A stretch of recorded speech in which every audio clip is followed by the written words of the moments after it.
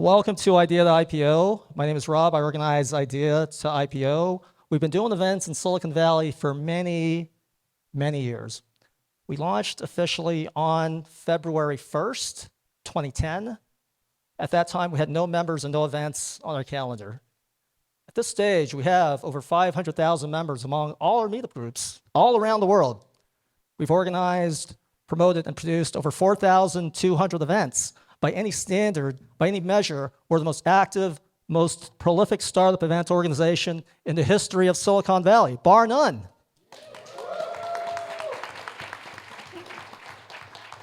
Thank you. Thank you for all your support. We hold venture capital panels, legal workshops, networking events, and more. We hold an event every day of the week. Check out our schedule at ideatoipo.com. Our mission is to promote entrepreneurship, support entrepreneurs, build community, and provide value in the Silicon Valley startup ecosystem. To that end, we provide content that is practical, actionable, and relevant. Stuff you can actually use to succeed as entrepreneurs. We believe in building community because Silicon Valley is a global aspirational ecosystem. It attracts people from all over the world who come here to do great things. Who here is not originally from Silicon Valley or the greater San Francisco Bay Area? Who here was born and raised in Silicon Valley or the greater San Francisco Bay Area? All 7 of you. Well, welcome, natives. So whether you were born and raised here or just arrived last night, it's important for us to provide multiple channels for you to meet people, build relationships, and grow your network. With regard to value, it's important that we provide value at each and every one of our events. Not just value for your money, which is important because we know many entrepreneurs are struggling financially. So we make sure our events are free or affordable. And if you cannot afford to cover charge for whatever reason, come talk to me and we can work something out.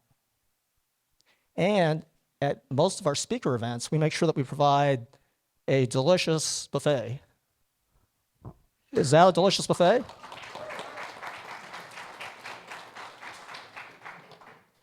Come on, is that a delicious buffet? More importantly, though, at each and every one of our events, we want to make sure that we provide value for your time, which is your most valuable resource. Anyone here getting any younger besides our panel and this young lady? So when you invest your valuable time to come to our events, we want to make sure that you maximize your ROI. We have many partners that help us do what we do: law firms, venture capital firms, angel investor groups, incubators, accelerators, colleges, universities, and lots of other players in the Silicon Valley startup ecosystem. Tonight, we're grateful to Hana House for hosting us at this beautiful venue. Is this a beautiful venue? Yeah. So let's hear it for Colin and Hana House. Applause. Hey everyone. Good evening. My name's Colin Sommerhauser. I'm the head of Hana House here in Palo Alto. I always love to start off with this question. How many of you have been to Hana House before tonight? Holy cow. Wow. A lot of returning folks, some new. So if you aren't super familiar with the concept of Hana House, we are a flexible co-working space combined with a Blue Bottle Cafe situated right here in downtown Palo Alto, conveniently the heart of Silicon Valley. What's really cool about Hana House and sort of separates us from most of the other co-working spaces is that we're open to everyone in the community. Literally anyone here tonight can go to our website, hanahouse.com. You can set up a free profile in a few minutes, and then you can start booking workspace reservations immediately, no strings attached. So we don't have any monthly membership costs. We don't do any long-term commitment. Instead, we offer pay-by-the-hour workspace reservations so you can use it flexibly and really based on your own specific needs.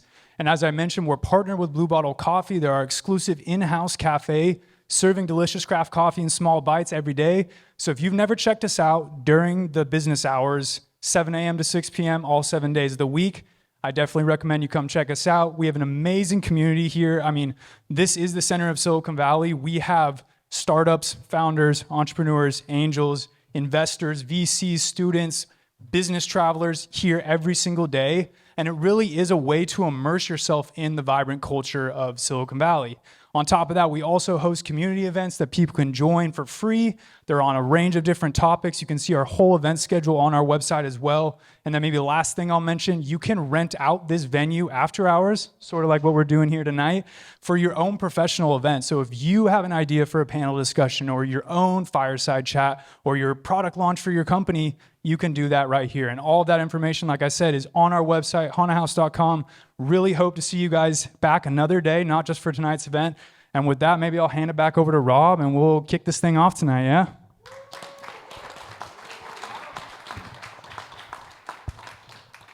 Some of our other partners are here tonight. I would also like to have them say a few words. Let's hear it for Vera and SVB. Applause. Hello, my name is Vera Shukina. I lead early stage sales and portfolio management at Silicon Valley Bank. We have had the privilege to support innovation economy for the last 40 years, and really excited to support Rob, Ideas to IPO, all of you, like this panel of investors. Maybe a couple of words about SVB, just because we went through a big crisis in March. We are back to the market. We got acquired by First Citizens Bank. We love the new owners. It's like multi-generational bankers. They didn't change a single thing. We recommitted to the innovation economy, to supporting our founders and venture capital funds under the new owners.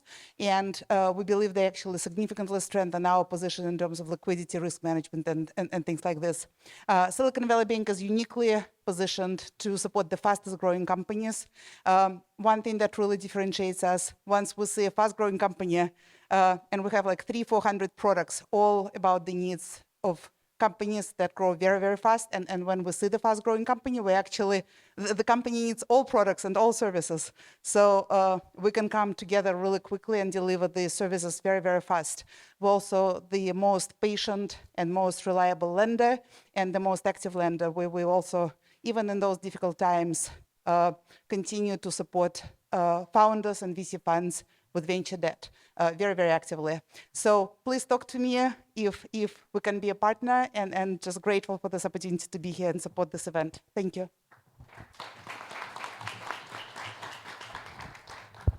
Right. Next up, we have Ken from Cordify.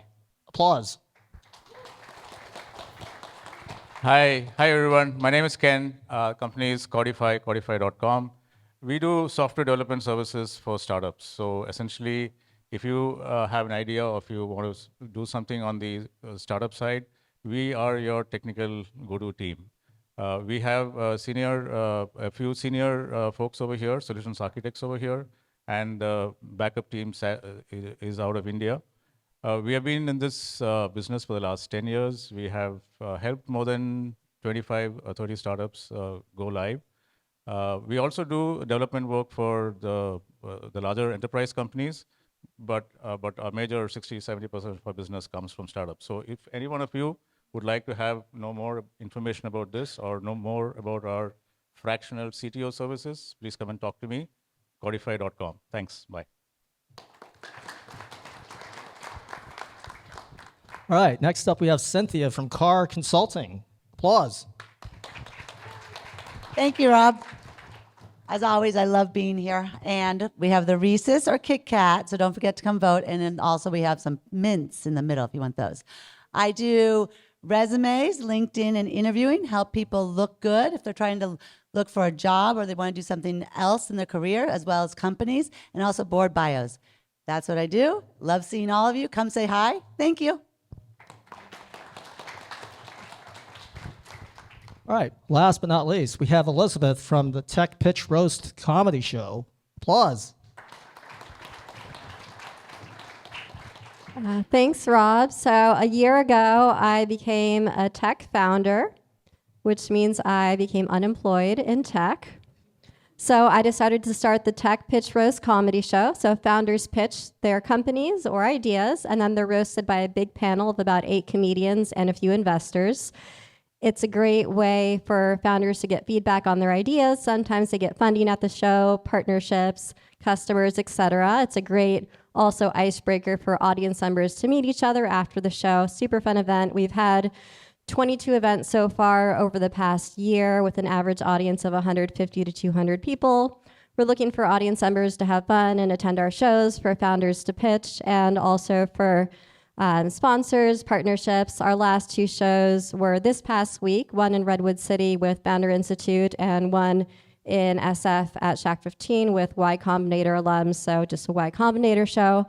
We're expanding to Austin and New York soon and working with Citizens Bank for New York Tech Week. So happy to chat with any of you if you want to be part of the show or just watch and have a good time. I'm Elizabeth Sweeney. Pass it back to Rob. So though our local mission is to support entrepreneurs here in Silicon Valley, our global mission is to democratize entrepreneurship and innovation all around the world. To that end, we maintain a robust YouTube channel, youtube.com/idea to IPO. Go check it out. We have tons of videos there. And this rich, valuable content is available on demand, anytime, anywhere, totally free of charge. Our partner in this endeavor is Tim Jeggers, one of the top professional videographers and digital marketing experts in Silicon Valley. So let's hear it for Tim. Applause. Thank you, everyone. Thank you, Rob. So yeah, I'm Tim Jeggers. I've been making videos and taking pictures for 20 years now. I started getting paid to do it 15 years ago. I quit my job 5 years ago, and now I run my own company. It's called Pacific Bay Media. I specialize in events, planned, produced content. I have a team, so we do full studio level work as well. And yeah, I'd be more than happy to answer any questions you might have about videos, photography, multimedia in general. Video kind of takes all that in, so I've learned a lot about pretty much everything that goes into multimedia. So I'll be around and looking forward to hearing what the panel says, and thank you for coming. Okay, so here's the schedule for the rest of the evening. Our panel will hold a brilliant, compelling, dynamic, entertaining, and scintillating discussion, right? We have high standards here. At 8:30, we're going to open it up to questions from the audience. We'll end the program at 9 p.m. Stick around, you can network, socialize, connect, talk to the panel. At 9:30 p.m., as a courtesy to Hana House, we would like to leave the building. There will be an after party. Here are the possibilities. The Rosewood. This is Thursday night. The patio. Or Pizza My Heart. More on that later. So without further ado, I'm going to hand it off to our distinguished moderator, and tonight that's me. So, let's just find out who's in the room. Who here is an early stage entrepreneur? Well, since I'm the moderator, I cannot resist. What's the difference between a pizza and an early stage entrepreneur? A pizza can feed a family of 4. That being said, who here is a serial entrepreneur with multiple exits? Okay. So who here is an investor of some sort? All right. You guys got to talk to those guys. Who here is an academic? Oh, nice. A government employee? An enterprise employee? Service provider? Yeah, nothing else to do on a Thursday night? All right, so panel, first let's get to know you. I'm going to ask you later what's hot and what's not. I have 2 simple questions tonight. But first of all, let's find out who you are and what you're all about. So Chris, we'll start with you. What's your story? What do you invest in? What do you look for? What are the size of your checks? So first of all, I have to admire the incredible restraint of the sponsors who are so good at being able to get in and out quickly. I think that that's going to end now. Us investor types are really difficult time staying succinct, but I'll do my best. So I'm Chris Ye. I've known Rob since almost the very beginning of Idea to IPO, and I've been on this stage many times. I got to say, this is an incredible audience here at the Hana House tonight. Silicon Valley is back. I love it. Thank you guys so much. And in the words of Rob, applause. So very quickly, most of you probably know me because of this book, Blitzscaling, which I wrote with my very famous friend, Reid Hoffman. I am also a venture capitalist. I have a fund called Blitzscaling Ventures, and we invest in 2 different ways. One way is we invest in companies that are already growing extremely rapidly and been backed by top venture capital firms. It's what we call cheating, but if you can get into the deals, it's good business.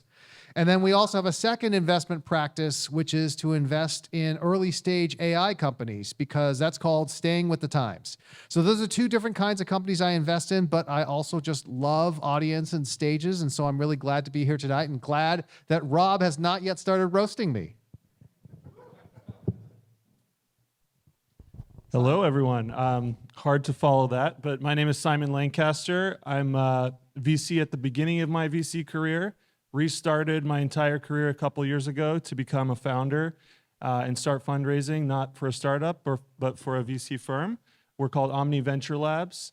I'm an engineer by training, spent about 15 years in industry, bulk of my career at Apple, developed a ton of technology from the Magic Mouse, MacBook, Unibody to the iMac, before leaving to pursue my entrepreneurial dream, scaled some startups, failed, succeeded, and then turned to the dark side, unfortunately, or fortunately, depends how you look at it.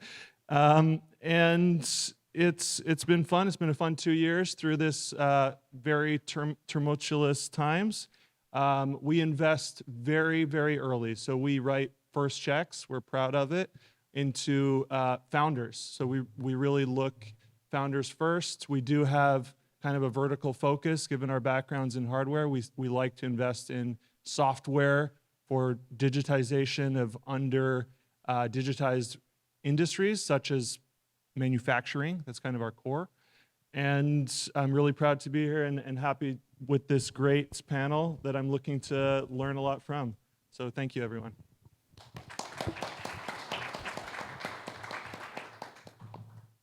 Hi, everyone. I'm Kanu Gulati from, I'm a partner at Khosla Ventures. First off, very excited to be here.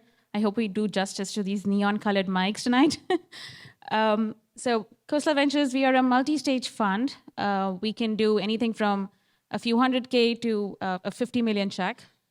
We have multiple funds to support that. But our sweet spot is coming in early, so seed or Series A, which typically translates to a first check between 1 and 10 million. And as companies scale, as key risks are getting retired, we like to double down and own more. In terms of check like stages, like I said, typically early. In terms of areas, we do everything. Anything where we can build a conviction that there is a billion plus in revenue to be captured and tens of billions in market value. My background, real quick, technology and startups. So master's and PhD in EE, focused on hardware acceleration. Intel and NVIDIA had funded my PhD. I was a researcher with Intel for a few years.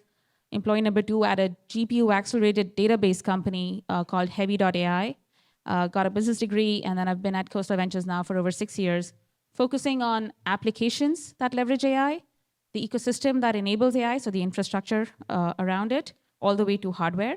And I also look at deep tech, so robotics, autonomous systems, and components thereof. So yeah, thank you, everyone.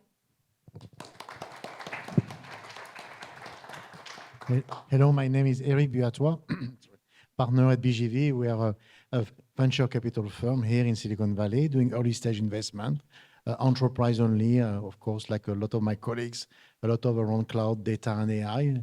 We are not afraid of doing some vertical play in some unpopular industry. The second things we do, we are a fair amount of cross-border. We love to identify companies in Israel, Western Europe, and India, and help them to become global and come here. And we are deploying our fourth early stage fund and our second growth fund, and we have a seed stage fund in India. Then. Hi, everyone. My name is Apoorva Pandhi. I'm a partner at Zetta Ventures. Zetta Ventures was founded almost a decade back as an AI native fund, back when AI was narrow and niche, and it's come a long way since then. Currently, we're investing out of a $180 million fund 3, and we lead or co-lead seed rounds or pre-seed rounds. So it can range from anywhere from like $1 to $5 million in terms of check size. And in terms of focus areas, it was founded as a AI native fund. So obviously, the front and center is the entire stack of AI ML, so the infrastructure layer to the application layer. But we also invest in the enabling technologies as well, which includes data infrastructure and developer tools, because unless a company is dev and data ready, we believe it can't be ML ready. And in terms of my background, I'm an engineer by training, and then realized very quickly that I need to invest in engineers better than me. So decided to to be in venture pretty early on. A decade back, I was at Lightspeed Ventures, where I was fortunate to see early rounds in companies like Nutanix, MuleSoft, AppDynamics, and then left to become a founder, built a company, sold that, and then led go-to-market and sales at other data and ML companies. That got me into angel investing and brought me back into venture, where I joined Foundation Capital.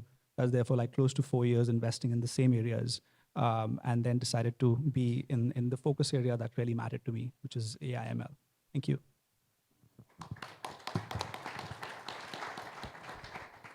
So we saved the best for last. No, I am honored to be in the presence of such a great panel. My name is Renee Niemi. I am a partner at Mighty Capital. Mighty Capital is a early growth fund. We invest, our check size is primarily anywhere from 1 to 5 million. We look for companies. We're big believers that product and product management in particular is a fundamental function. And what we bring to founders, if you will, is access to a massive community of product managers and product leaders that will have exclusive access to not only build their teams, but to sell their products and to help accelerate their growth. That's really our differentiation. My background, not surprising, is product management. I spent my entire career in product management, really at that intersection of computing, networking, and mobility. Was very early on innovator in the smartphone space. Many a startup here on University Avenue, actually. Later in my career, I ran sizable businesses for some companies you may recognize, including Logitech and Google. And I've been an investor now for about 3 years. So I'm really happy to be here and excited to see what's next.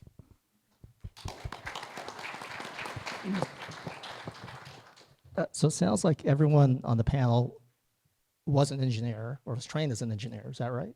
Yeah. I have a joke about engineers, but I'll save it for later. I don't want you guys to get up and leave. So how would you describe the investment landscape for 2020 up to now on the macro level and maybe on the personal level? Did you make a lot of money, or anyone? Go ahead and jump in. I'll jump in. I have a feeling this will be the first and last time because I know you guys are going to come in. I would use one word, and that would be cautious. No, I'm going to use 2 words, cautious and optimistic. 2023, obviously the broader financial markets, you've all been through it. I don't need to explain it to you.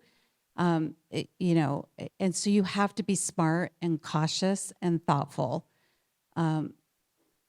Leading up into 2023, there was a lot of exuberance. And so what we're seeing is a lot of what I would categorize as reasonable businesses completely overvalued.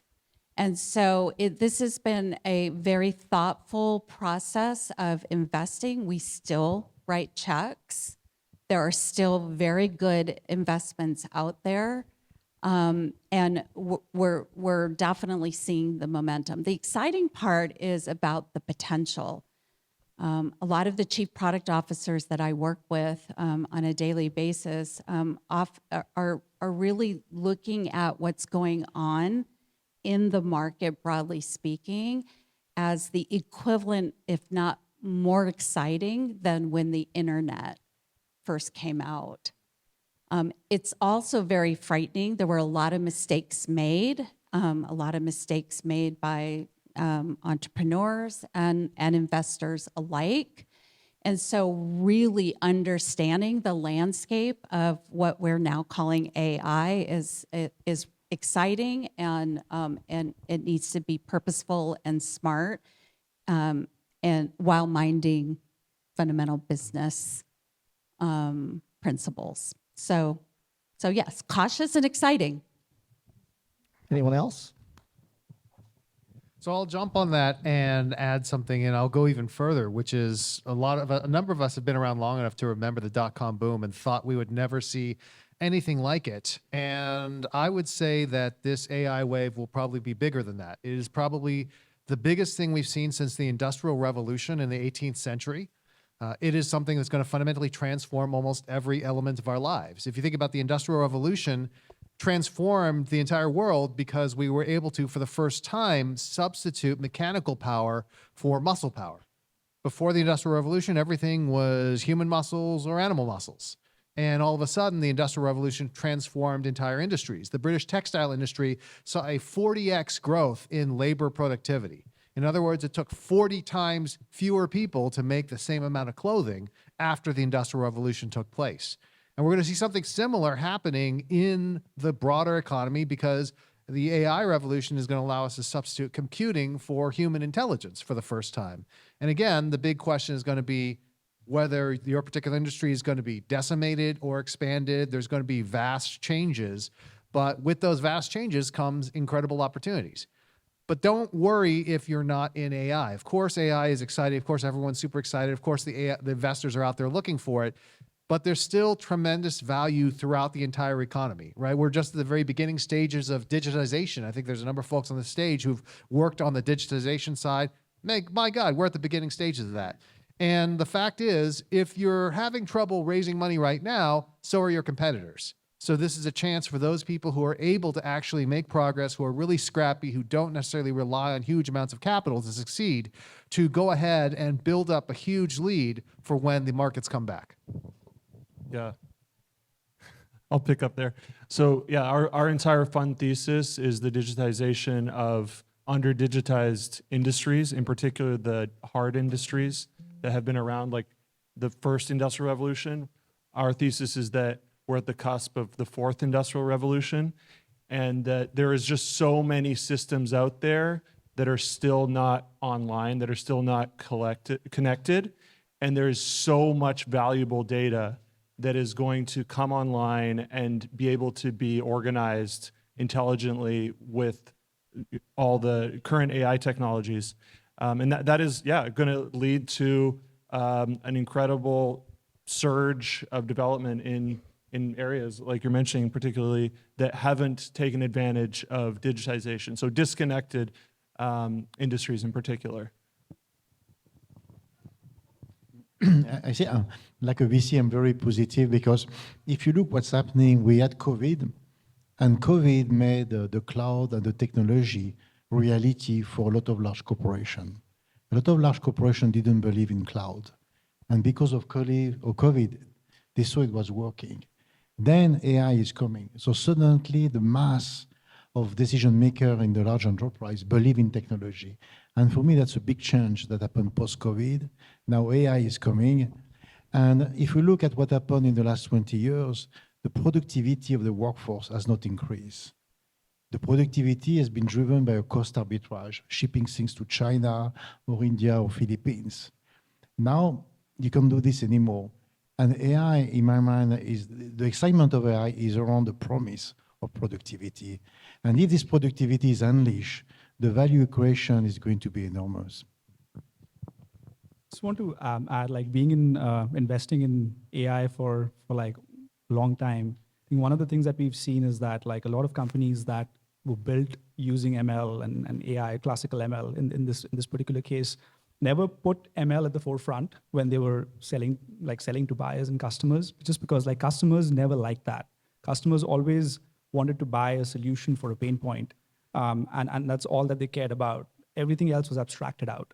We've seen like the same companies now, like when they go to the customer, they do talk about the ML capabilities and the AI capabilities. And what shifted is, one is a shift in the platform itself, where there are new capabilities with LLMs and Gen AI. But on top of that, what's also shifted is the buying behavior. Like we've seen like with this new form factor of ChatGPT and Midjourney, like people have experienced AI at a different level, and they believe that, and again, like there are like a lot of misnomers around like what the negativity of the future of the AI could be, just because like when you sound like a human being, when you can speak to something like a human being, it doesn't necessarily have all the capabilities a human being can have. at least today, hopefully in the future, it should be able to have those capabilities. But there's real budget in enterprises that we are seeing that have been opened up for AI. And that's not just in earning calls. We've literally seen that with most of our portfolio companies, that if they are selling AI ML, then that's actually like selling in the market, and there's real budget for it. The two recent sort of unfortunate things in the world, COVID and the Ukraine war, have actually created opportunity for startups, right? If you look at, because of COVID, people realized all the shortcomings we had in our supply chain, and now there are a number of companies that are being created for solving that. Similarly, because of the Ukraine war, there's a deepened effort for national security efforts. So there's a lot of opportunity there. And the panel has already been talking about AI. The only thing I'd like to point out in addition to that is I've never seen this before, that one company, OpenAI, made an announcement about ChatGPT and how well it was doing.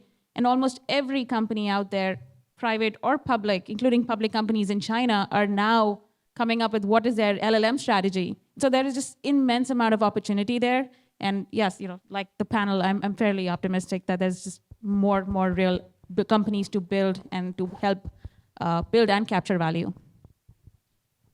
I think the big change we have this time compared to the internet correction or the post-2008 correction is that the technology is the economy and the economy is the technology. So the biggest issue where, as VC, we're really grasping with is maybe the first time that we are really impacted by the macro event. The inflation is a real big deal for our limited partner and us. This macroeconomic is quite important. So I would say for an entrepreneur and for a VC, looking at the macro now is part of the toolkit. Before we didn't care too much, frankly. Now it's very, very important. I want to chime in, since clearly AI is hot. And I want to say, proceed with caution, and give you a bit of a lens that we're using. The reality is AI, ML has been around for a long time, and it can be used as technology to enhance problem solving. It is not the problem solver. Does that make sense? Oh, you like that? Ooh, good. All right, let's see if I can do that again. Just kidding. And so as we evaluate, it's as a venture capital, we stay pretty firm to the principles of what we look for in the investment. AI is not a layer that we look for. What we look for is real problems, real solutions with a moat, fundamental business economics, and for us, proven traction. That's what we look for. And the power of AI is the imagination of you, the entrepreneur, and what can be unlocked. We see through, I would say, I would be interested what the other venture folks are seeing, but I would say 90% of the deals that come across our table right now have AI in them. And we see through that. We're not buying into the AI hype, we're buying into the AI potential. So bring us the potential. That's my advice.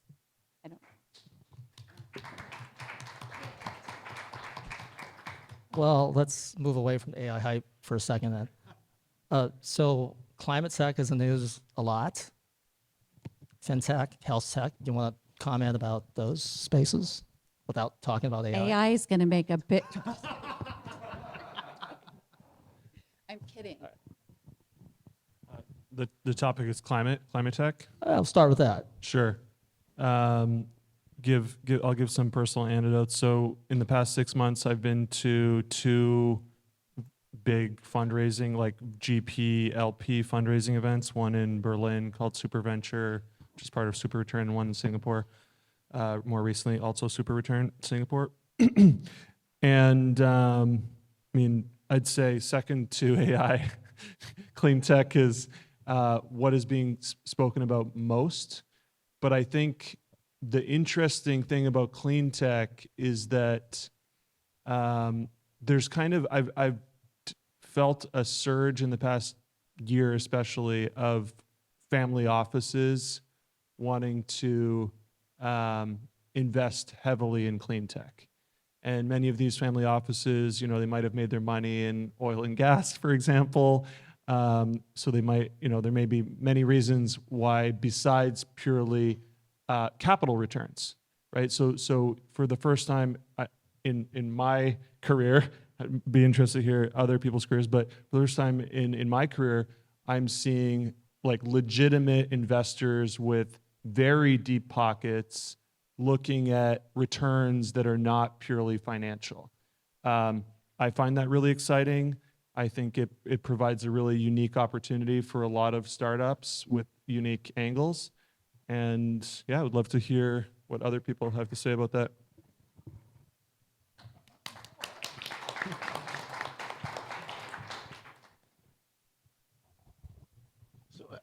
You know, putting a comment on climate tech, I think we're at the beginning, and I think for the entrepreneur, I really caution them to really think through of the life cycle of development of their technology or product. For some product, it will take more than 10 years. You know, I've been a former hardware investor. If you invest in hardware in some really brand new things, 10 years goes very fast. So if you're really on the fundamental science of climate, it's very important to be ready for a marathon, and also really be very careful of the type of investor you take. Because the traditional VC, which have a fund life of 10 years, are going to be tapped out. So for this type of hardware play, for climate, new energy, and so forth, you need to go after a class of investor that can be there for you for the next 15 years. I believe the only one we can think about today is the Bill Gates Foundation. He's the only one who say, okay, I don't care. 20 years, I will be with you. So that's something to be very important. On the software side, there is still an issue about data. We look at a lot of climate tech. We have climate tech company. And it's very important to understand the value creation. Unfortunately, the value creation will not be about sourcing data, but using the data. And when you build a climate tech company and you try to find data, except satellite data, which are pretty cheap, the data acquisition is very complex. So there are the two things I would really caution the entrepreneur starting a company in climate tech. So we did pretty much all webinars and virtual events during the pandemic, and I loved it. I didn't have to get out of bed. I didn't have to go pick up the pizza. And we had panelists from all over the world. I didn't have to worry about them being stuck in traffic. We had audiences from all over the world that just dialed in. And the big question came up, now that everything is virtual, can you still have successful events virtually? Can you still get to know people, trust them, do deals? And the conclusion was yes. And venture capital grew exponentially, or boomed in 2020, 2021, and then we got back into the real world. But now I try and get people to be on a panel. Are you available? No, I'm in London. No, I'm in Tokyo. No, I'm in Singapore. And like, dude, you're everywhere. So didn't we conclude that business could be done virtually, and isn't getting on the airplane bad for the environment? And people that are guilty of this are climate tech investors. I'm not going to mention their names, but it's just weird that it's just kind of a contradiction. It's contradictory. So your thoughts on that, Chris, since you travel all the time? So First class? So it is true. So far this year, I have visited, let's see, Bangkok, Saudi Arabia, Seoul in Korea, Madrid and Barcelona in Spain. I went to Australia twice, which is probably the most expensive of all in terms of climate. And I still need to go to Brazil next month, or maybe it's the month after. I can't even keep track. I said no to going to Indonesia, by the way. So there's that. So let's talk about it on several levels. The fortunate thing is I'm not a climate investor, so they can't call me a hypocrite. But here is what my observation is on COVID and virtual. I love virtual. I would love to do more virtual, and virtual is one of the reasons why I so rarely make my way up to the city of San Francisco now. I remember right before the pandemic being in San Francisco 3 out of the 5 weekdays that week, driving up each time for like 2 different meetings. And that was horrible because it's a long drive and I just hate it. And so I love virtual, but the fact remains that virtual alone is not enough. So if we think about the first couple of years during the pandemic, what we were essentially doing is we were, to put a climate tech spin on it, burning the fossil fuel of social connectivity. We had already built up connectivity before then. Yes, we were able to develop some new relationships during that time, but it's because we were desperate, because we didn't have any other options. A great example of this is the company Clubhouse. How many people used Clubhouse at some point in time? How many people have used Clubhouse any time in the last month? Now, I remember when we looked at Clubhouse because my partners were like, hey, this thing is taking off and Andreessen says it's going to be great and it's a new social network. Maybe we should look at investing.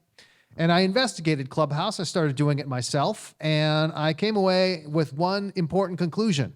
Every power user of Clubhouse I met was somebody single who lived by themselves.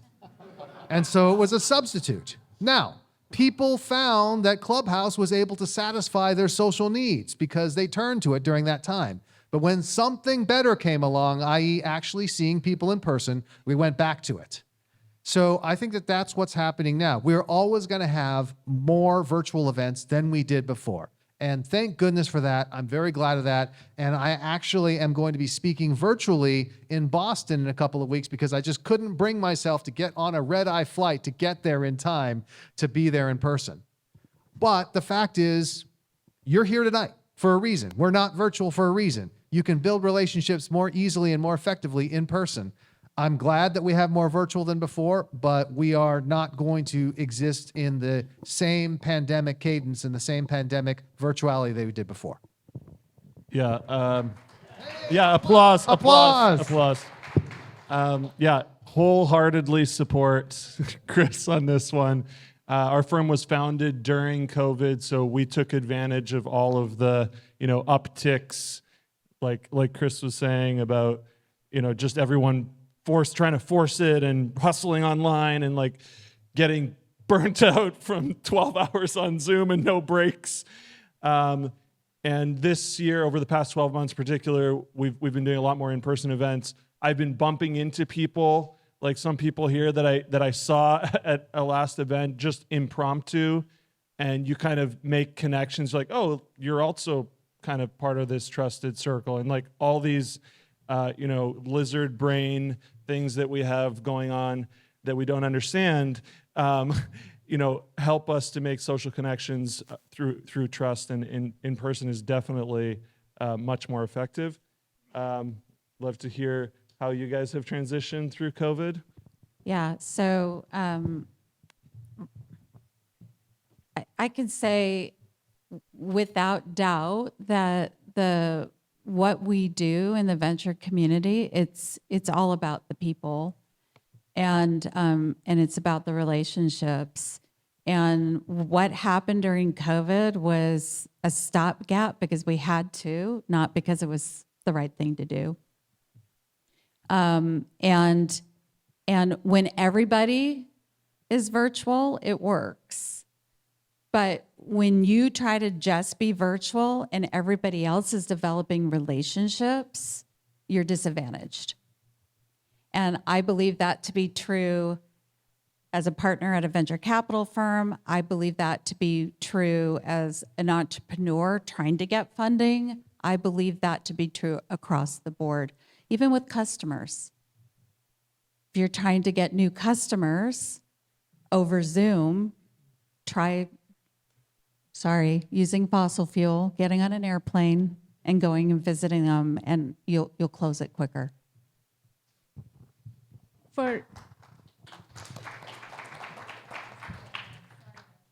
For the entrepreneurs in the room who might be deciding if they should have an in-person versus remote workforce, the one thing I'd say is, it really depends on the you have to choose. Either the whole company should be remote or the whole company should be in person. What we've seen struggle is like the in-between model where you have 1 or 2 satellite offices and a handful of people in one HQ, and then it's just not seen evenly.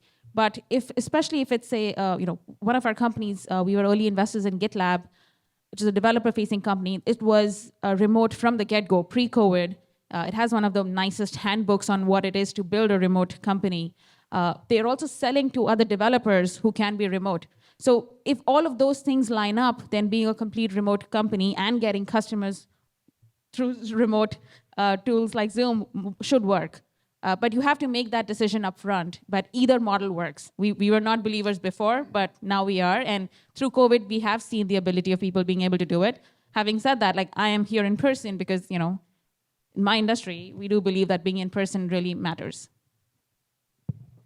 Yes, COVID also added this layer of flexibility and acceptability. Like there's flexibility that even if things have gone back to being in person, even if they've gone back to being hybrid, you could still do a first meeting remotely. Or there's a bit of more flexibility in people's minds, which was less before, when everything was in person, and acceptability as well, where even if I want to go for a conference, or even if I want to go for and attend a talk, there might be a virtual or a live stream element of it where I can still benefit from it. So I think that's the benefit of what's happened. But I think at the same time, the big question running in my mind as an investor is remote and hybrid for whom and for what stage?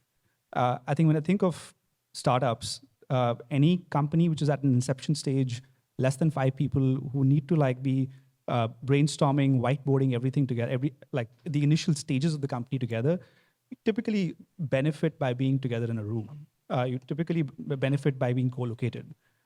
Anything beyond that, as you scale, when you hire your first non-technical hire, go-to-market person, designer, whoever it might be, the benefit of remote is that you can attract the best people and still be distributed at different stages. So I feel like there is a lot of benefits of what remote work has done, but then there is also this thinking behind at what stage you should do it and what stage you shouldn't do it, because it's not the best thing for the company. I might disagree there, actually. If you start set up processes to be in person, and then when you add your 10th employee and 11th employee and then give them the option to not be in person, unless you're very clearly functional role. You mentioned specifically hiring your first business. So maybe unless it's a very clear function role, not having the processes in place, but having 1 or 2 remote might hurt the company. Makes sense. Everyone talks from their data points. Those are my data points. So I still need to see more success from inception stage remote only companies. But that's just a belief based on the data points that I've seen. Yeah, I would agree with that. Inception stage remote just offers so much flexibility to hire incredible staff that may be leaving their big tech companies just because they want flexibility of work location. I also want to touch on fundraising because I've experienced it before COVID as a startup, during COVID as a startup, during COVID as a founder of a VC firm fundraising, and now post in person. Fundraising is, as I hope most of you by this point realize, it's a trust building exercise, relationship building. I think some people compared it with business development, high touch sales, I think.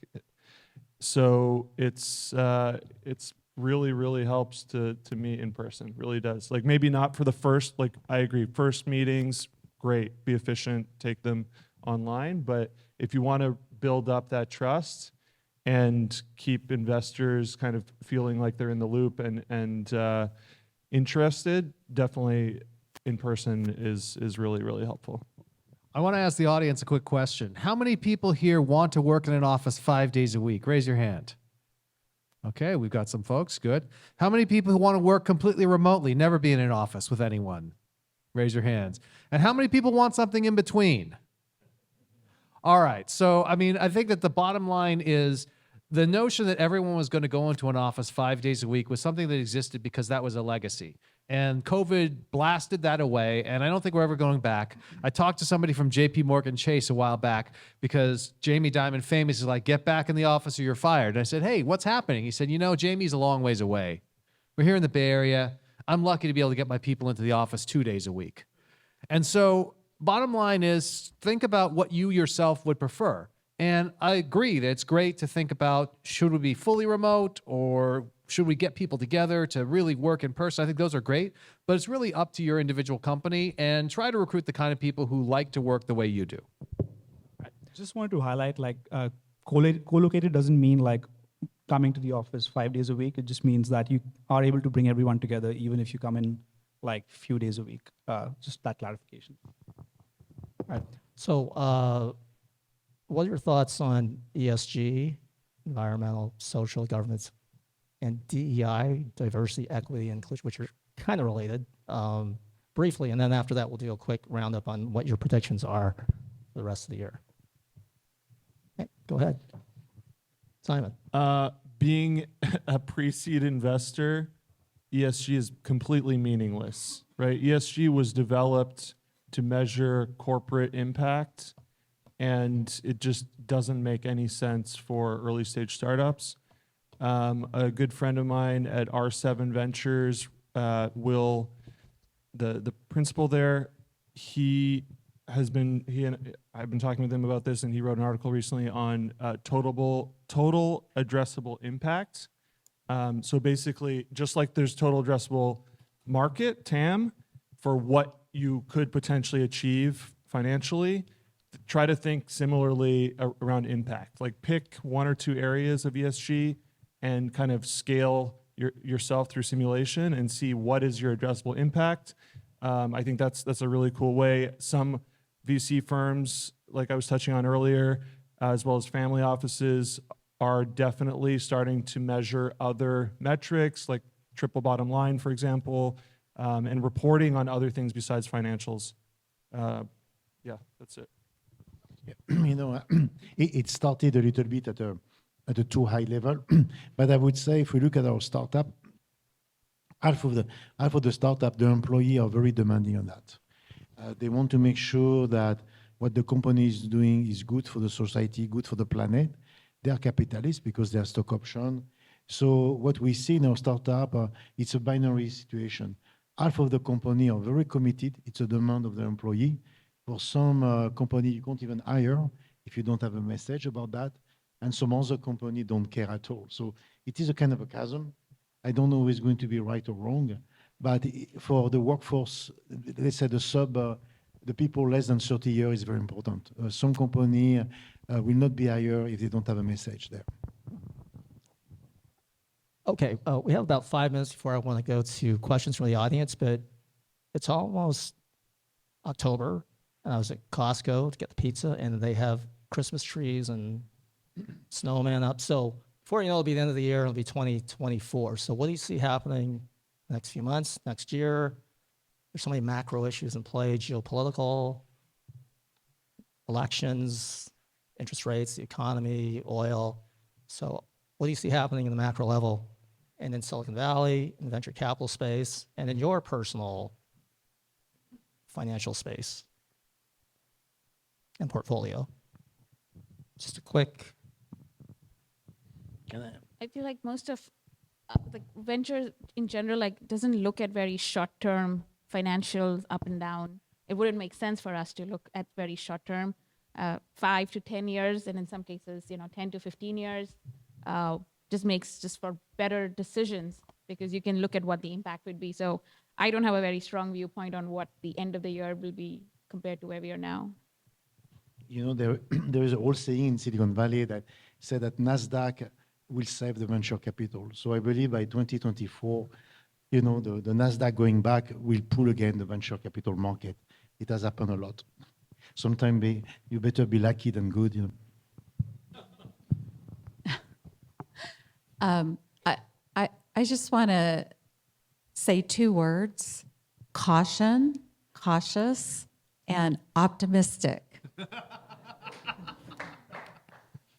And I mean it, right? I think that we're not out of the financial woods yet. It does impact short-term ability for startups to close enterprise deals, as an example. It does have some of that impact. That being said,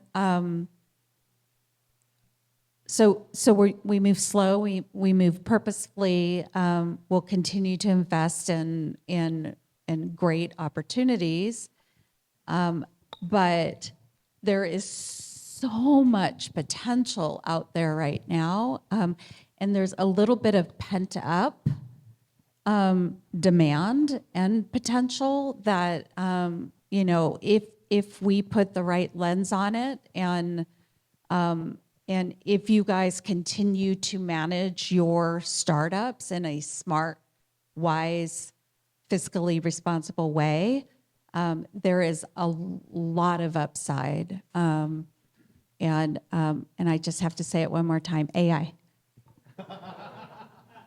So yeah, in that thread, I would say that, I do expect over the next 12 months to see some sort of AI backlash, right? We've been saying AI so much that eventually people are going to say, oh my God, what's going on here? I mean, OpenAI is rumored to be raising money at $80 billion in terms of valuation. Yesterday or earlier this week, somebody met with me, and I know my co-author, and they wanted me to relay the message that they were willing to buy $200 million worth of OpenAI stock at a $90 billion valuation if anyone they knew happened to be willing to sell.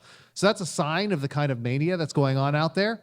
But the fact is, even though I do think that there is probably a mania that's going to crest and there will be some downturns, the long-term arrow in 10 years is up. And so I would channel the GameStop people and say, diamond hands, buy the dips. The other thing I will say is I predict in February, Brock Purdy and the San Francisco 49ers will be bringing a championship trophy back to their hometown of Santa Clara. You're on video, Chris. I appreciate the optimism. Just, a word of support to all the founders and VCs also fundraising over the last year. There's no kidding. It's been the toughest year in decades. I haven't been around that long, but all of my mentors said they haven't experienced such a bad fundraising environment since the dot-com crash. So it's real. Like, if you guys are still here, hustling, kudos, keep up. You're doing something right. Pressure builds diamonds. I agree. It's going to be a story of resilience and grit, and that's like one of the main things we look for in our founders is having survived really tough times. So, keep it up. You'll be one of the few that have survived, hopefully.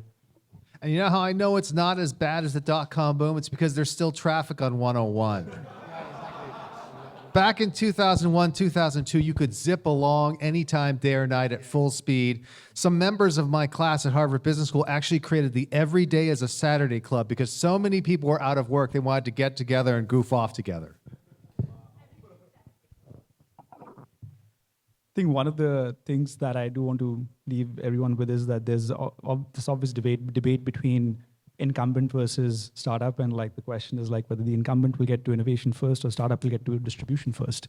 And I think in the last few months we've seen a bunch of acquisitions happen, and even if the IPO market takes a while to come back, at least there's light at the end where a lot of companies are trying to bolster their capabilities internally, and there would be even more of them going after startups to buy them. We are investing behind companies so that they play the long game. They're enduring long-term products where they hopefully go IPO. But at the same time, the acquisition market has become pretty rich. We've seen that great acquisition numbers being floated around, which is actually good for the founders and for the VC ecosystem as well. That's kind of the parting note on the acquisition side. All right, before we go to questions from the audience, each and every one of you, how can audience members contact you, or do you want to be contacted? Renee. LinkedIn, please. Or LinkedIn would be great. I don't like LinkedIn. Buatois at bgv.vc. Email or LinkedIn, it's on the website. Follow me on LinkedIn. I'm the only upside down person that I know of on the network. My avatar, and yeah, hopefully you'll enjoy my content. Well, obviously, you know who my co-author is, so I'm required to say LinkedIn. What I'll also mention is one of the reasons why it's good to follow people on LinkedIn and to send a request is because, you know, we see how many people we know in common, and we've just heard so much about how this is built on trust. LinkedIn is the best way to demonstrate that you're part of the trusted circle. I got to add something to that. Our firm and I am wholeheartedly 100% LinkedIn native. Newsletter, podcasts, we're extremely active. Like, I'm not being disingenuous when I say reach out on LinkedIn. That's the channel to build trust online. And for all of you that want to do this, I have an article on building community through thought leadership on LinkedIn. You can follow me on LinkedIn and find it. Really, guys, like, do not spam people on LinkedIn. Like, it is the worst. Don't pay for bots to, like, send messages. That is not the way to reach out to VCs. The way to reach out to VCs is by adding value to those around you. And a great platform for that is LinkedIn, because, you know, you can become a thought leader. There are very few thought leaders on LinkedIn still today. Pick your niche. Figure out what your space is. Don't be promotional. Talk about why you think your space is cool, why you're excited about it. You'll get there. I went from 0 followers when I was at Apple 6 years ago, not 0, but under 1,000, to 26,000, and I'm growing at like 1,000 a month just by, being LinkedIn native. So kudos. Yeah, I really, really am a believer in LinkedIn. anyone else have anything to plug? Here's your chance. Chris? You want me to plug something? Here's your chance. You got your books right there. So what I would plug is you can just find out more about this book, Impromptu, which is all about AI, which Reed and ChatGPT and a team of other folks wrote. And this is an illustration of the power of AI. This is Blitzscaling. Reed and I took 3 years to write this book. It took the publisher another year to get it out. This book was written in the month of February and released March 15th. Oh, yeah, and it's available for free. So you can go to impromptubook.com and download the PDF. If you want to get it on Amazon, the Kindle version is 99 cents because Jeff Bezos doesn't let us give things away. But you can also buy a hardcover or paperback on demand. All right, well, let's give it up for our panel.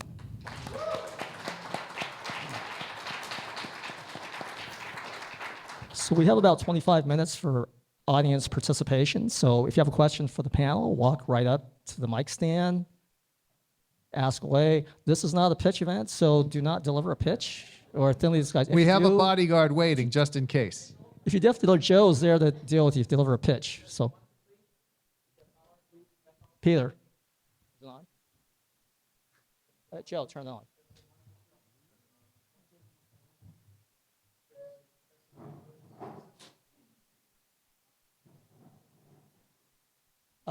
Here. Now? Thanks, Rob, and thank you for investing your time tonight. I'm Bert Wang, founder of InfiniRail.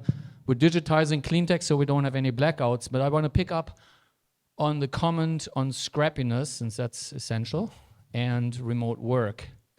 If you read an article like Netflix offers $1 million compensation for some data scientists, and yes, we do use AI, would love to hire him, but not for $1 million, since I'm raising $1 million, I don't want to spend it all on one person. How do you reconcile this in Silicon Valley? You think this is capital efficient to just hire $1 million people in a startup?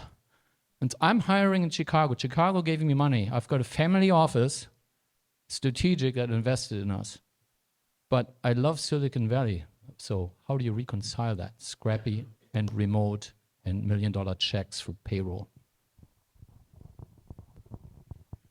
It's a tough line to walk. We have startups all over the world.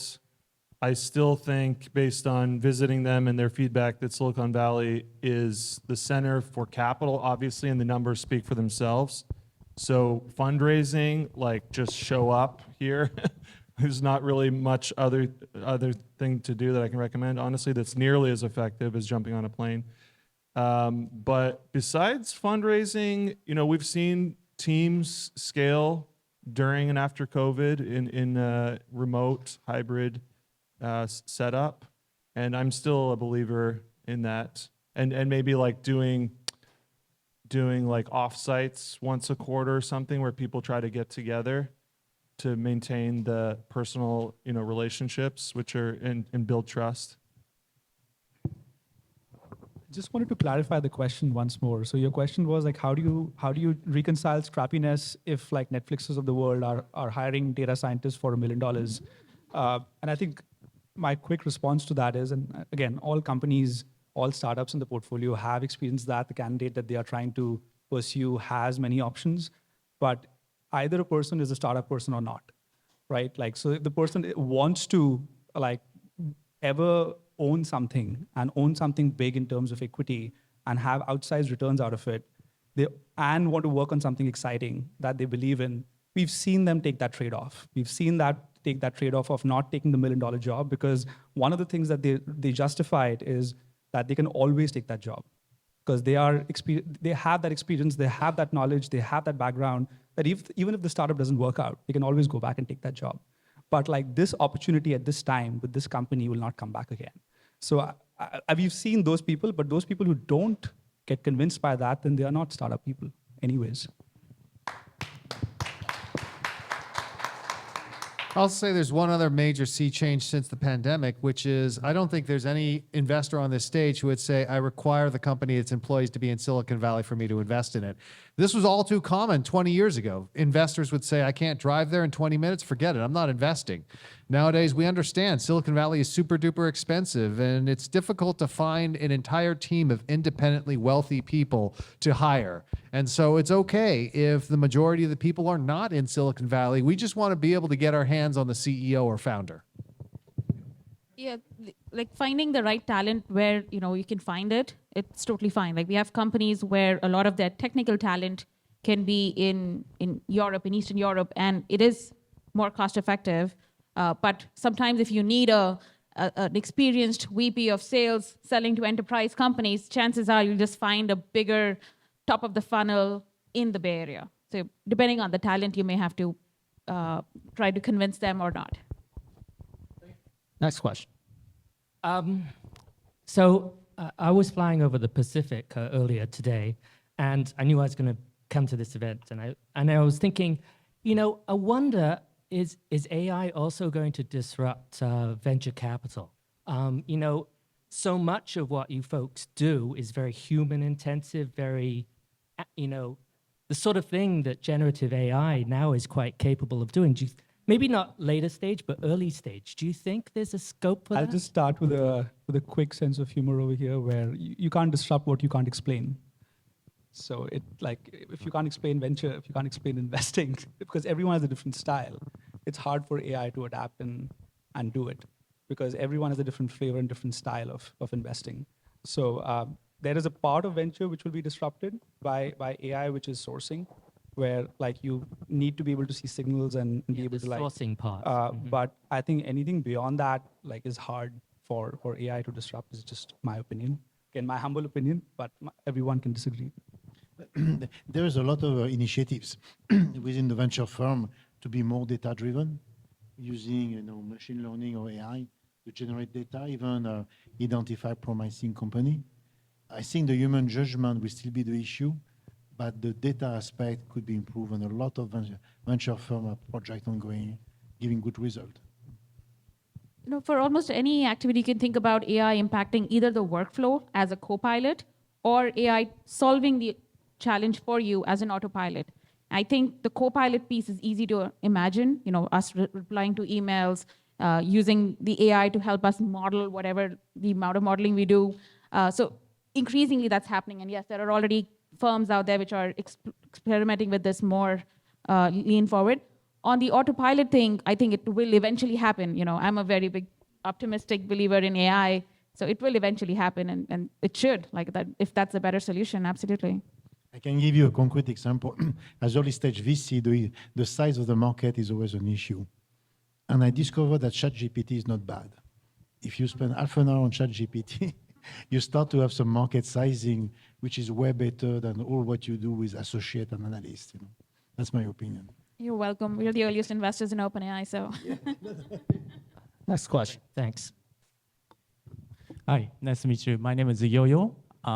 We are doing crowdsource Street View. So my question is, so our company stage is pre-revenue. So how can we start, conversation with VC? So could you give me advice? Well, yeah, great start here. Meeting people in person, just networking at events is great.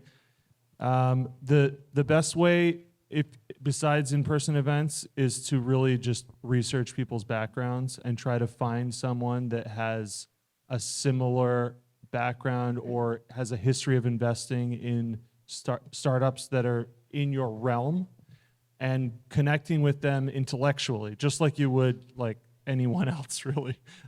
There's no magic sauce to it.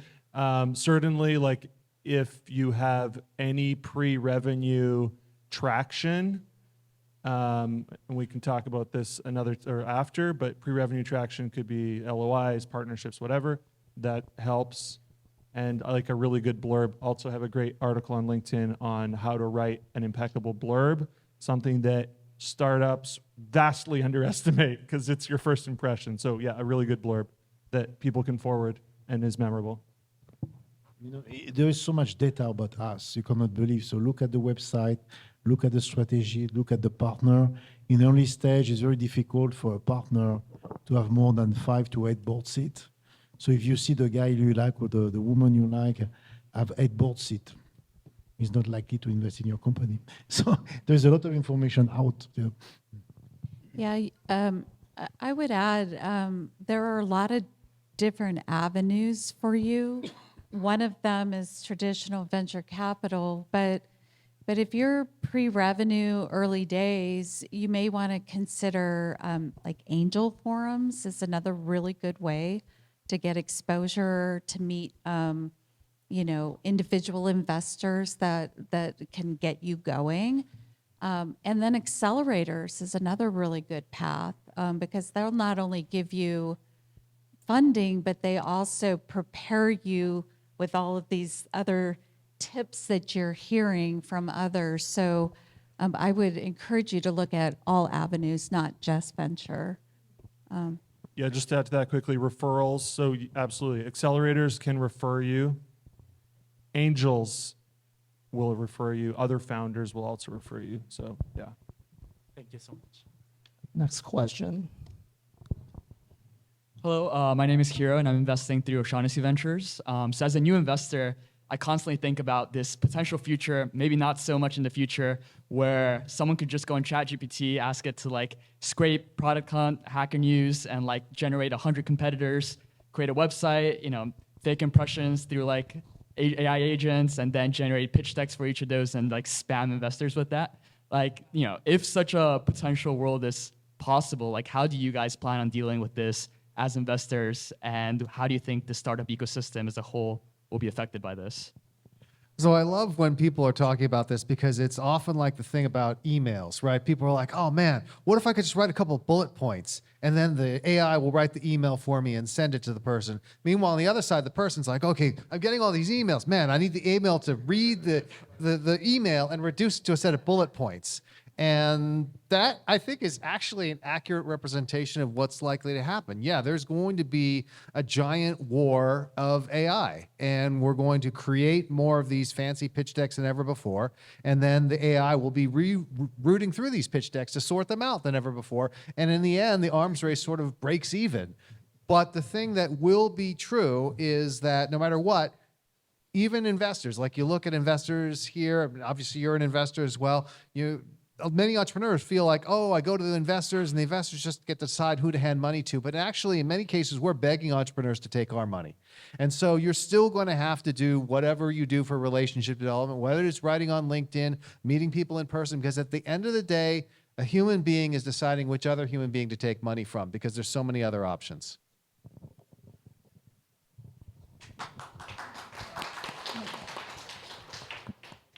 Next question. Hi, I'm Sherwin Farhang. I'm building a cybersecurity company. My question is, how do you guys filter down the founder pool that comes at you? Like, what are the key features that you look for? Obviously, I've added you all on LinkedIn, but how do I know why you haven't responded? If you have, we'll see, right? I've added you just now though, so I'll see later. For Khosla Ventures, it's really two things. Our conviction on how big this market can be, assuming everything works per plan. And the other is, how should we think about the risk retirement order, given your stage, given your sector, and do we agree with you on that or not, right? Like, we have to resonate with the founders or the leadership team on which risks have already been retired, what are we focused on for the next couple of years, and in the future, what do we need to believe? And whether it's a blurb, a few bullet points, or a deck that can share those two things, that would be the starting point for most of our interactions. Yes, there's always this conflict in an investor's mind about market and founder. Like, should you focus on the founder at the inception stage? Should you focus on the market? Like, what matters most? We are like founders first investors. We believe that even if the market is not the greatest, you can still like work hard to navigate in the market and figure it out. So I think one thing that matters is, like, when you look at the founder's profile, like, how do you get the sense of that if they are in that space, how do they understand that domain well? What have they talked about? What have they posted? What have they commented on? And how do they understand that domain, both based on the experiences as well as what their narrative shows when they've approached you? And a combination of, like, depends on whether you're a solo founder or like multiple people are founding a company together, but ideally having a combination of being deeply technical as well as product centric. You don't have to have a product background to be product centric, but taking a step back and thinking from first principles and talking like that in your discourse, whether it's on social media or anywhere, gives the impression that you do understand product more than just talking about that space and domain. So I think those are kind of the nuances that really like. I think this is a very nuanced answer, and there's not one size fits all, honestly. I think, and so I'll give you the answer for Mighty Capital, specifically for Renee Niemi. If you were to send me a message, which apparently you already have, but first and foremost, out of respect, I respond to everybody who reaches out to me because, well, it takes time, by the way. So that's 3. I got 3 today. No, but it takes time, but also be respectful back, right? And the key is, are you in a space that's in our thesis?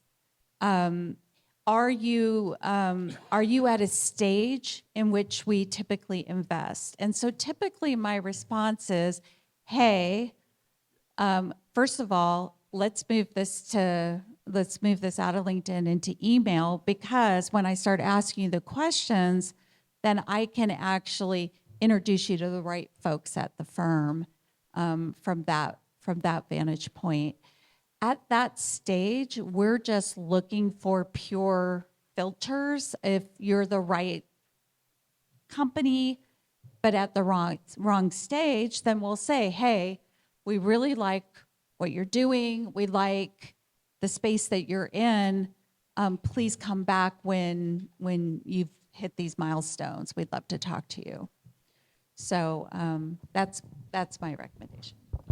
I would add a much more brutal and direct feedback is that as VC, we try to back real entrepreneur. And in fact, you will see happening when you talk to VCs, you will have a group of 5, 6 partners, which are seeing about 1,000 entrepreneurs per year multiplied by 10 years. So you're in front of a huge database of what a good entrepreneur is. So don't forget there is a kind of a soft dimension where the partnership will decide after a couple of hours or a couple of weeks of meetings, are you a real entrepreneur or not? Something not to forget about. So you will put in competition with all the history of the entrepreneur that we have back in the last 10 years. Okay, we have time maybe for a few quick questions and some quick answers. Next question. G'day, my name's Paul. I'm an Australian-based founder. So the question is around, for the VCs, how do you de-risk, or how do you want us to de-risk investing in Australian or overseas-based startups? And Chris, to your point, you want to get your hands on us founders. At what stage do you want us to move over here and actually make a run of it? Well, my answer is going to be really simple. Unfortunately, we don't invest in Australian-based businesses. So the way you could de-risk it is become a US-based business. Sorry. Yeah, so we have many startups that were founded overseas, and usually by Series A, if they want to raise Silicon Valley capital, they set up a Delaware and they do Delaware flip. I'm not saying that's the only way. Certainly there are exceptions, but many VCs just because of various reasons, including LP exposure and taxes, that's the case. But this doesn't mean you have to move the company. You could still be an Australian company. It just happens to be that the legal entity is now a Delaware entity. We actually have an investment in an Australian company based in Melbourne that has a US entity that we invested in. So that can absolutely happen. And I think that, when it comes to how do you convince investors? Well, the funny story with this one is I met the founder of the company in Austin, Texas at South by Southwest quite randomly. And that's how I learned about the company. So that's something for showing up and being places. Yeah, we have been investing, geography is no bar for us. There are some industries, some geographies which we are well versed with. We were the seed investors in Rocket Labs, which is an Australian company. I think wherever your talent is and where your eventual customers are, it just makes sense to be in one of those locations at least. Beyond that, yes, if you had to have a US entity which is owned by the Australian or vice versa, all of those things are details. But yeah, I think the risk retirement order doesn't come because you're in Australia, but is your talent pool or your end market there? And then go from there. Thank you. Next quick question. Some quick answers. We're running out of time. Hello, this is Roy, and I have a quick question about the investment portfolio management. So say in the case that your company has already invested in Gen AI email writing company, 3 startup companies, and then the 4th company showing up and comes to you, say, hey, I want some fund, and you review their product and find it more mature, more promising, and the team has more experience than the other 3 companies that you've already invested in. But since your company has already put out some money in the first 3 companies and you want to balance the portfolio, what would you do in that case? Do you just say, sorry, we just need to refuse you because we want to balance our portfolio, or you want to take some money from the first 3 companies to invest in the 4th one, or you want to do something else? I would just say that email, the example that you gave, is more of a capability. It's not a product. We would basically ask the question, what product are you building and what's your vision? If you are talking about building a product, let's say if you're writing emails and you're writing emails for SDR prospecting, where they are the ones sending out emails that's focused on the sales workflow. Maybe you go to AEs, the budget comes from the CRO. Now another email writing company comes in, they are not going to focus on this sales workflow. They go and focus on some other function. The buyer is different. The product is different. Capability might be the same. I think that's the first question. That is the product conflicting, and is there a conflict in the buyer? And if the answer is no, then you could still take opt-in from both sides and make the investment. We shouldn't make an investment without opt-in from both sides. But if the product is the same, the buyer is the same, then there is conflict. Then our policy is to not invest, especially because it's not fair to either. So it's sort of like deciding that you're going to have an affair with someone who's married, right? If that person's willing to have an affair with you, then what's going to happen when you're married to them? So that's why venture capitalists try not to invest. It can be very tempting, though. There's a famous case.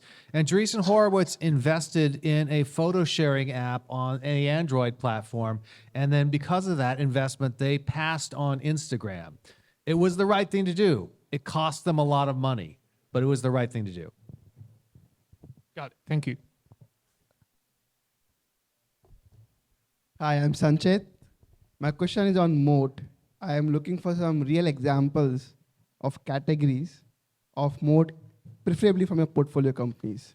Where I'm coming from, because of commoditization of tech and API for everything, any company that gets to a Series A, Series B really gets copied.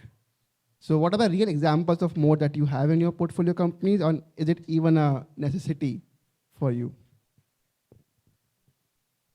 Yes, there is a necessity. Like you want to figure out what is the moat that you are building. The moat can come in multiple ways. One of them absolutely is the data that you're collecting on an ongoing basis, and are there super linear ways for you to accelerate that better than your competitors, right? Like that's important. Another one is your integration or the workflow part. So it's not just, so one of the areas we've stayed away from are companies which are just building a thin wrapper around, say, ChatGPT, because just solving, coming up with a newer, interesting prompt is very easy. It's not defensible enough. But if you're better integrated with your potential customers' existing systems, CRMs, ERPs, etc., and you can do a better decision because you have access to that data and you are more deeply integrated, now that's a good moat, right? So you know what decisions they're making, how they're logging information, and how you can continue using them. That's another. And there's absolutely if you can lock in really high quality team, like there are not many people who can intuitively think about LLMs, right? Like there are a lot of people who are applied MLMs, but if you are going after building your own large language models and you have the right talent, and I'm just giving you that one example, if you can lock in the right talent that understands your space, domain, and or LLMs, like that can be a moat also. So there are multiple axes for moats, and yes, that would be important as we evaluate companies. And the definition of moat is which cannot be copied by others in 1 year, 2 year, or is it just the data effect that you see? Ideally, you want a Google-like moat, right? Like with more data, with more usage, the system just keeps getting better. That's ideal. Doesn't always happen. But yes, at the very least, if it gives you a couple of years of lead over an incumbent or helps you get unfair advantage in distribution, all of those can be useful. Let me clarify and just say that I think the best way to describe it is network effects. As the number of nodes in the network increases, the value of the network increases to each individual user, which generates a winner-take-most market, which is why you want to blitzscale.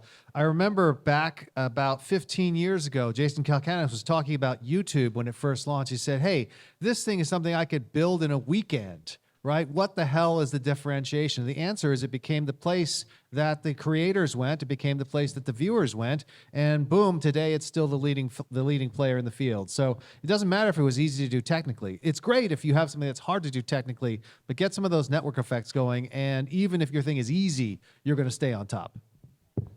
Yeah, network effects are great. Planning for network effects are great. Sometimes it's hard to hit the ground running with network effects. So like early stage moats that we look for, patents, proprietary data, which could mean just exclusive data, proprietary supply of some sort, whether it's physical or digital, trade secrets, like these are all like solid early or deep research that's just taken a while and is not public domain.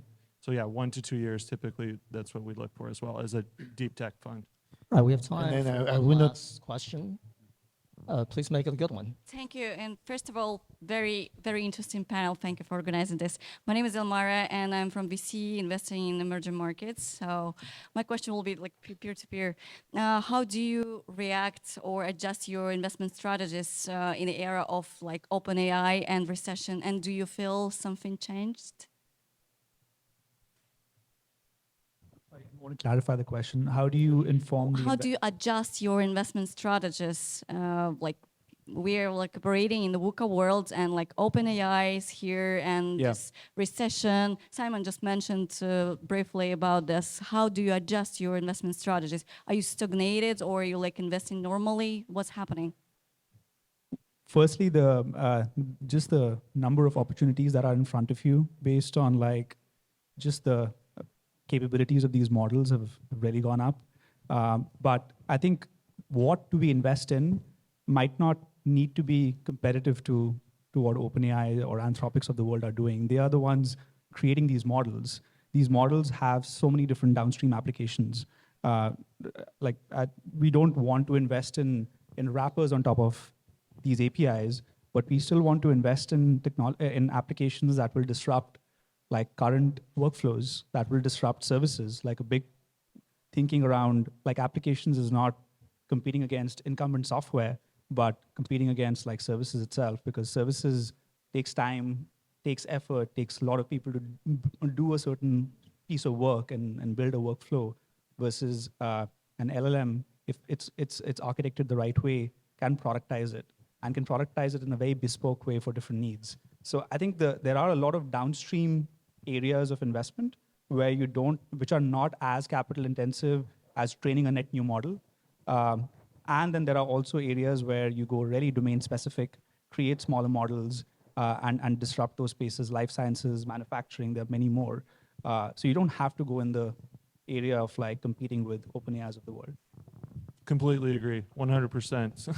Almost verbatim what I was planning on saying, but yeah, basically, I think as a niche fund tackling undigitized areas, we like to look at, kind of product layers that leverage, dare I say, like the commoditization of LLMs.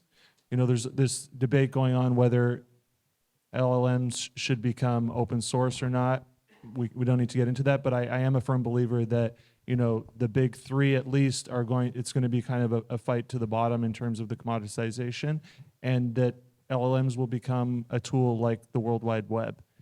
So there's going to be a lot of product, a lot of vertical SaaS, a lot of like really good UX for specific industries, specific areas of business that are going to make a lot of money, that are going to be unicorns in themselves. So I don't know. That's my answer. One other axis along which we think, because of people are just more aware of the capabilities and ever increasing capabilities of LLMs, is let's assume if the cost of serving one of these models comes down by another 10x. It's already come down by 30x in the last year alone. So let's imagine in the next year or 2 years it's going to come down by another 10x or 100x. What else can that enable? That's one axis along which we think. Another axis is don't just over-optimize the services or the solution that you're building on top of the current, GPT 3.5 that is tunable or GPT-4 that's available. Also try to have a reasonable, what would that roadmap look like? GPT-5 can do more reasoning, more, multimodal things better, et cetera, and then build a solution that serves the market like 3 years from today, not what's available today. Those are two other axes. But yes, we think the advances in LLMs is impacting almost every industry out there. We are investors in Commonwealth Fusion, for example. It's a fusion industry. And we find application of AI in coming up with better plasma models for that, right? So yes, I think a lot of industries are going to get impacted because of LLMs, but we try to understand what is the future direction of or the axes along which we should look for innovation. In our case, we invest a lot in solutions that deliver productivities. So I think we tend to go for the productivity at the end of the day. And in fact, it's quite amazing to see how these tools have increased the time to market of our company. They're releasing product maybe 5 times faster than before. So it's an advantage.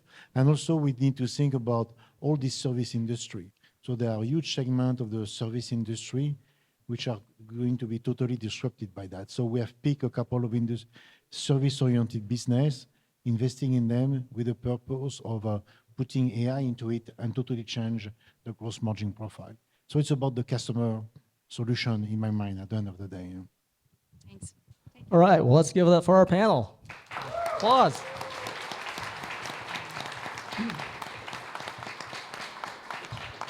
Let's give that for HANA House, SVB, and all our sponsors.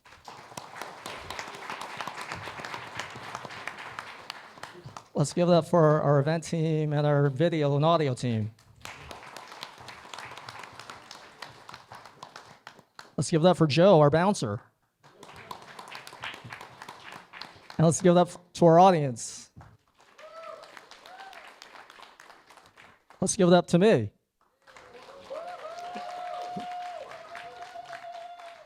So as a courtesy to Haunted House, we need to leave the building by 9:30 p.m. However, there is an after party, and these are the choices. The Rosewood. I know it's Thursday night. The patio, or Pizza My Heart. And the winner is Pizza My Heart. It's just a few blocks that way. I have an announcement, a plug. So Idea IPO has booked Vinod Khosla, the man himself, Kanu's colleague or boss, I guess. And Chris will be our moderator. So location TBD, October 26th, 2023. So thanks for coming, and I'll see you at the after party.